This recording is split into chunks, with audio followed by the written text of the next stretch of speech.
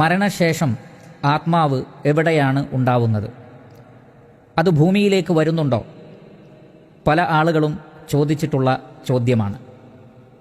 ഒരാൾ മരണപ്പെട്ട് കഴിഞ്ഞാൽ ആത്മാവ് 3 ദിവസം അല്ലെങ്കിൽ ഒരാഴ്ച അല്ലെങ്കിൽ 40 ദിവസമൊക്കെ ഭൂമിയിൽ തന്നെ ഉണ്ടാകും, മരണവീട് സന്ദർശിച്ചുകൊണ്ടിരിക്കും എന്നൊക്കെ പല ആളുകളും പറയുന്നുണ്ട്. ഇതിൻ്റെ യാഥാർത്ഥ്യവും ചോദിക്കപ്പെട്ടിരിക്കുകയാണ്. ഇൻഷാ അള്ളാഹ് നമുക്കതിനെ സംബന്ധിച്ച് പ്രമാണങ്ങൾ എന്താണ് മനസ്സിലാക്കി തരുന്നത്, ഹബീബായ റസൂലുള്ളാഹി സ്വല്ലല്ലാഹു അലൈഹി വസല്ലം എന്താണ് ആ കാര്യത്തെ സംബന്ധിച്ച് മനസ്സിലാക്കി തന്നിട്ടുള്ളത് എന്ന് നമുക്ക് നോക്കാം. ഒരാളുടെ ആത്മാവിനെ പിടിച്ചു കഴിഞ്ഞാൽ ആ ആത്മാവ് വിശ്വാസികളുടെ ആത്മാവാണെങ്കിൽ അതിന് 2 അവസ്ഥയുണ്ട് എന്ന് പറഞ്ഞാൽ ഭൂമിയിലേക്കത് വരുന്നുണ്ട്, വീണ്ടും തിരിച്ചു പോകുന്നുണ്ട്. ഈ 2 അവസ്ഥകളിലും എന്താണ് സംഭവിക്കുന്നത് എന്ന് നമുക്ക് പരിശോധിക്കാം.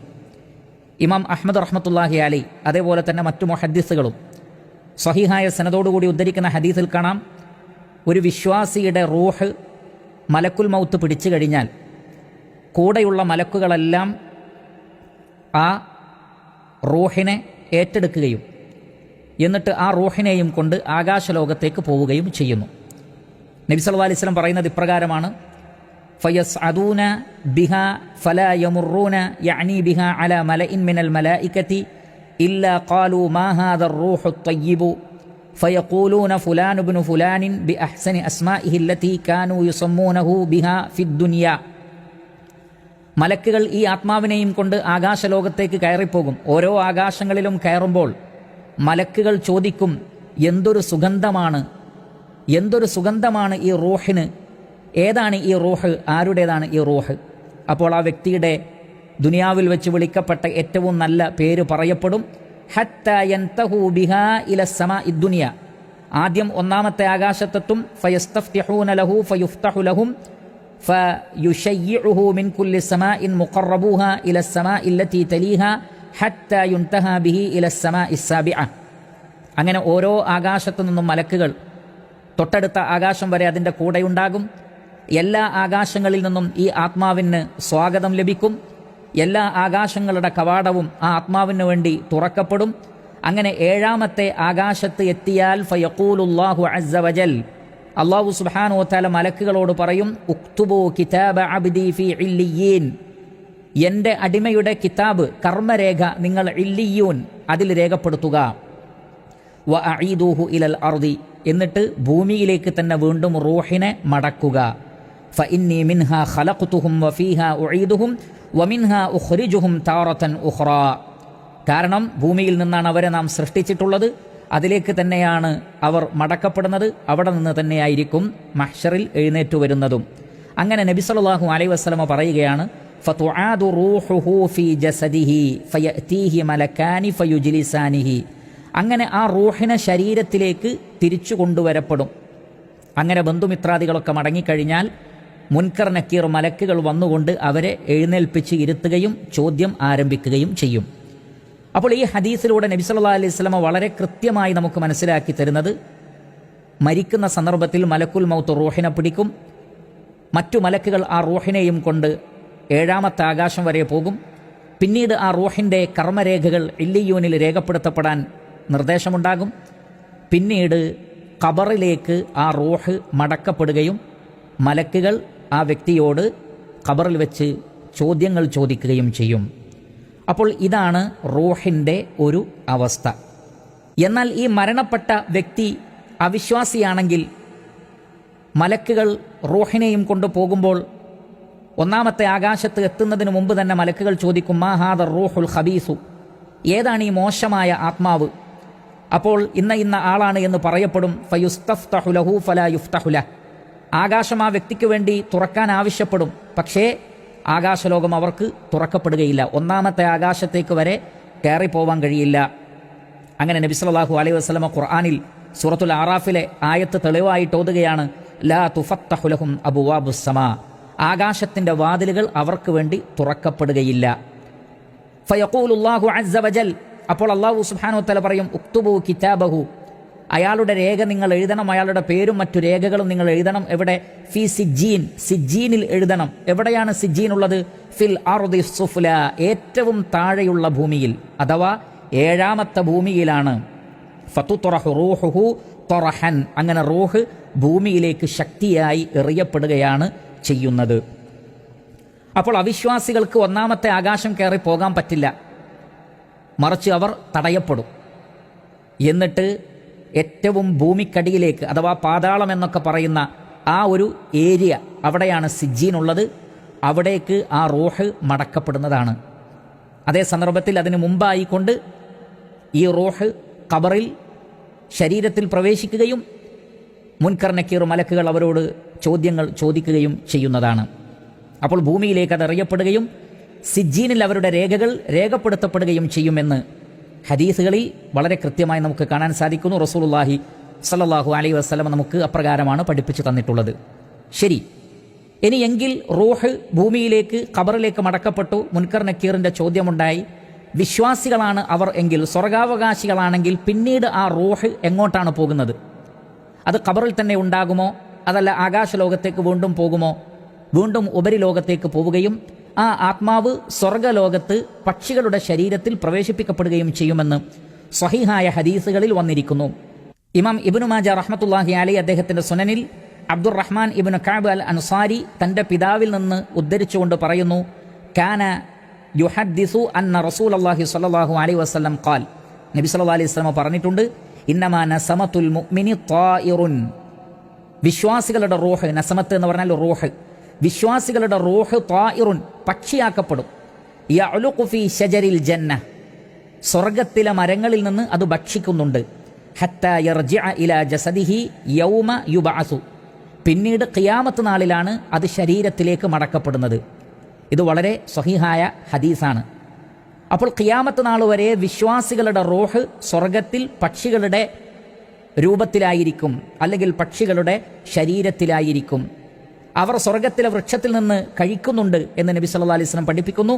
ഖിയാമത്ത് നാൾ വരെ അങ്ങനെയായിരിക്കും, പിന്നീടാണ് മടക്കപ്പെടുന്നത്. അപ്പോൾ റൂഹ്, വിശ്വാസികളുടെ റൂഹ് ഭൂമിയിലല്ല, അത് ഭൂമിയിൽ അങ്ങനെ വന്നുകൊണ്ടിരിക്കുന്നില്ല എന്നും സ്വർഗത്തിലാണ് എന്നും നബി സല്ലല്ലാഹു അലൈഹി വസല്ലം നമുക്ക് മനസ്സിലാക്കി തരികയാണ്.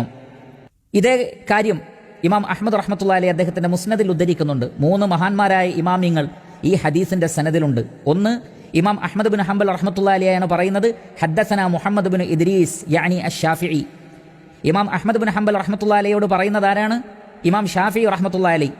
ഇമാം ഷാഫിഈ റഹ്മത്തുള്ളാഹി അലൈഹി ആരിൽ നിന്നാണ് ഉദ്ധരിക്കുന്നത്? അൻ മാലിക്കിൻ, അഥവാ ഇമാം മാലിക് റഹ്മത്തുള്ളാഹി അലൈഹിയിൽ നിന്ന് ഇമാം ഷാഫിഈ റഹ്മത്തുള്ളാഹി അലൈഹി ഉദ്ധരിക്കുന്നു. അങ്ങനെ നബി സല്ലല്ലാഹു അലൈഹി വസല്ലം വരെയുള്ള പരമ്പര, അതിലും വളരെ കൃത്യമായി പറയുന്നത്, ഇന്നമാ നസമത്തുൽ മുഅ്മിനി ത്വായിറുൻ യഅ്ലുഖു ഫീ ശജരിൽ ജന്ന ഹത്താ യുർജിഅഹു അല്ലാഹു തബാറക വ തആല ഇലാ ജസദിഹി യൗമ യബ്അസുഹു. വിശ്വാസികളുടെ റൂഹ് പക്ഷികളുടെ ശരീരത്തിലായിരിക്കും, അല്ലെങ്കിൽ പക്ഷികളായിരിക്കും, സ്വർഗത്തിലെ വൃക്ഷങ്ങളിൽ നിന്ന് അത് കഴിക്കുന്നതാണ്. ഖിയാമത്ത് നാളിൽ അല്ലാഹു സുബ്ഹാനഹു വ തആല റൂഹിനെ ശരീരത്തിലേക്ക് മടക്കുന്നതുവരെ അപ്രകാരമായിരിക്കും. ഇക്കാര്യം മഹാനായ അല്ലാമ ഇബ്നു കസീർ റഹ്മത്തുള്ളാഹി അലൈഹി അദ്ദേഹത്തിന്റെ തഫ്സീറിൽ രേഖപ്പെടുത്തുന്നത് ശ്രദ്ധിക്കുക. അദ്ദേഹം പറഞ്ഞു, وقد روينا في مسند الإمام أحمد حديثا فيه البشارة لكل مؤمن بأن روحه تكون في الجنة تسرح أيضا فيها وتأكل من ثمارها وترى ما فيها من النظرة والسرور وتشاهد ما أعده الله لها من الكرامة وهو بإسناد صحيح عزيز عظيم. صحيحاയ മഹത്തായ സനദുള്ള ഹദീസിലൂടെ വിശ്വാസികൾക്ക് സന്തോഷവാർത്ത വന്നിട്ടുണ്ട്. അവരുടെ റൂഹ് സ്വർഗത്തിൽ പക്ഷികളുടെ ശരീരത്തിലായിരിക്കും. സ്വർഗത്തിലെ സുഖാനുഗ്രഹങ്ങൾ കാണാൻ അവർക്ക് സാധിക്കും, അതിലെ പഴവർഗ്ഗങ്ങളിൽ നിന്ന് കഴിക്കാൻ അവർക്ക് സാധിക്കും എന്ന് പറഞ്ഞുകൊണ്ട് നേരത്തെ സൂചിപ്പിച്ച ഈ വലിയ സനദ്, അഥവാ ഇമാം അഹ്മദ് ബിൻ ഹംബൽ, ഇമാം ഷാഫിഈ, ഇമാം മാലിക് റഹ്മത്തുള്ളാഹി അലൈഹി 3 അഇമ്മത്തുകളും ഉൾക്കൊള്ളുന്ന ആ ഒരു ഹദീസിന്റെ പരമ്പര അദ്ദേഹം നമുക്ക് മനസ്സിലാക്കി തരികയാണ്. എന്നാൽ ശുഹദാക്കളുടെ റൂഹുകളാകട്ടെ പച്ച നിറത്തിലുള്ള പക്ഷികളുടെ ശരീരത്തിലാണ് അത് പ്രവേശിപ്പിക്കപ്പെടുന്നത് എന്ന് വേറെ സ്വഹീഹായ ഹദീസുകളിൽ വന്നിട്ടുണ്ട്. അതുകൊണ്ട് തന്നെ വിശ്വാസികളുടെ റൂഹ് സ്വർഗലോകത്ത് ഈ രൂപത്തിലാണ് എന്ന് കൃത്യമായ ഹദീസിൽ വന്നിട്ടുണ്ട്. ഇനി അവിശ്വാസികളുടേതാണെങ്കിലോ അത് സിജ്ജീനിലുമാണ്. ഇമാം നസാഇ റഹ്മത്തുള്ളാഹി അലൈഹി അദ്ദേഹത്തിന്റെ സുനനുൽ കുബ്രയിൽ ഉദ്ധരിക്കുന്നു, വഅമ്മൽ കാഫിറു ഫഇദാ ഖുബിദത് നഫ്സുഹു വദഹബ ബിഹാ ഇലാ ബാബിൽ അർദ്. ഒരു സത്യനിഷേധിയുടെ റൂഹ് പിടിക്കപ്പെട്ടാൽ ഭൂമിയുടെ വാതിലിലേക്ക് അതിനെ കൊണ്ടുവരപ്പെടും. യഖൂലു ഖസനത്തുൽ അർദ് മാ വജദ്നാ റീഹൻ അൻതുന മിൻ ഹാദിഹി, ഇതിനേക്കാൾ മോശമായൊരു ദുർഗന്ധം വേറെ ഞങ്ങൾ കണ്ടിട്ടില്ല. ഫതബുലുഗു ബിഹാ ഇലൽ അർളി സുഫ്ല, അങ്ങനെ ഏറ്റവും താഴെയുള്ള ഭൂമിയിലേക്ക് അത് മടക്കപ്പെടും.